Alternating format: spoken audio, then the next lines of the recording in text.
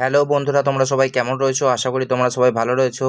আজকে 2026 শিক্ষাবর্ষের ক্লাস পঞ্চম শ্রেণীর রায়োমার্টিন প্রশ্নবিচিত্রার বাংলার 4 নম্বর স্কুল বাঁকুড়া জেলা স্কুল আমরা এখন সমাধান করব। চলো দেখে নেওয়া যাক উত্তরগুলো।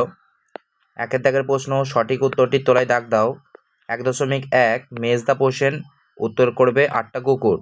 1.2 লাল পাথরের ঢেউ বলে কবির মনে হয়েছিল গির্জে টাকায়। 3 প্রশ্ন, তখন তামার আর তীর ধনুক নিয়ে সে ডুলং নদীতে ঝাঁপ দিল। 1.4 জওয়ানদের একটা ঘাঁটি ছিল লাডাখে। 2 প্রশ্ন, পূর্ণবাক্যে উত্তর দাও। 2.1 গল্প বুড়ো কাদের ডাকছে? লিখবে গল্প বুড়ো ছোটদের ডাকছে। 2.2 একটা বুনো হাঁস দল ছেড়ে নিচে নেমে পড়লো কেন?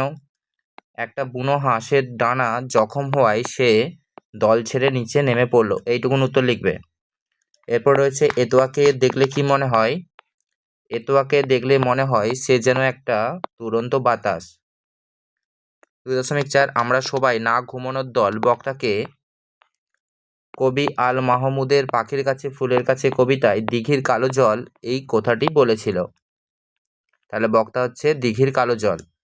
3 দাগের প্রশ্ন, নিচের প্রশ্নগুলির উত্তর নিজের ভাষায় লেখো। 3.1 কবি ঘর থেকে বেরিয়ে পড়েছিলেন কেন? লিখবে শহর যখন নিস্তব্ধ হয়ে ঝিমুচ্ছিল তখন নারকেল গাছের মাথায় ডাবের মতো চাঁদ উঠতে দেখে কবির মনে রোমাঞ্চ জাগে এবং প্রকৃতির ডাক শুনতে পেয়ে তিনি ঘর থেকে বেরিয়ে পড়েন। এর পরের প্রশ্ন 3.2 এতোয়ার রোজকার কাজের বর্ণনা দাও। লিখবে এতোয়া মতিবাবুর বাড়িতে রাখালের কাজ করত, তাই সে রোজ গরু মোষ ও ছাগল চড়াতো।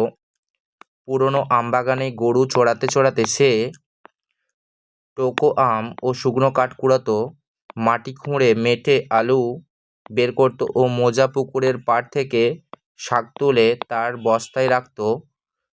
সুবর্ণরেখা নদীর মাঝে চড়ে গিয়ে বাঁশে বোনা জাল দিয়ে মাছ ধরত। এইটুকুন লিখবে। এর পরের প্রশ্ন রয়েছে নির্দেশ অনুসারে উত্তর দাও, সাজিয়ে লেখো। এটা হবে পক্ষীরাজ। বাক্য রচনা করো। রেডিও। লিখবে আগেকার দিনের মানুষরা রেডিওতে গান ও খবর শুনতো। এর পরের প্রশ্ন অর্থ লেখো। গুঞ্জন। গুঞ্জন শব্দের অর্থ লিখবে মৃদু শব্দ। বিপরীত শব্দ লেখো। পরের প্রশ্ন আদি অন্ত লিখবে। পরের প্রশ্ন 4.5 দুটি সমার্থক শব্দ লেখো। উলগুলান। উত্তর লিখবে বিদ্রোহ সংগ্রাম। এর পরে রয়েছে 4.6 ক্রিয়ার নিচে দাগ দাও। নারকোলের ওই লম্বা মাথায় হঠাৎ দেখি কাল। তাহলে ক্রিয়া হবে দেখি। 4.7 সন্ধি বিচ্ছেদ করো। শান্ত। লিখবে সমযুক্ত ত তালবস্য ময় হসন যুক্ত ত। 4.8 একটি অব্যয় পদের উদাহরণ দাও।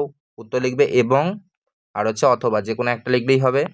তাহলে বন্ধুরা আজকে এই পর্যন্তই। তাহলে আমরা ক্লাস পঞ্চম শ্রেণীর বাংলার 5 নম্বর স্কুলটা খুব সহজেই করে নিলাম। ভিডিওটা ভালো লাগলে অবশ্যই তোমরা ভিডিওটা লাইক দেবে, চ্যানেলটিকে সাবস্ক্রাইব করবে।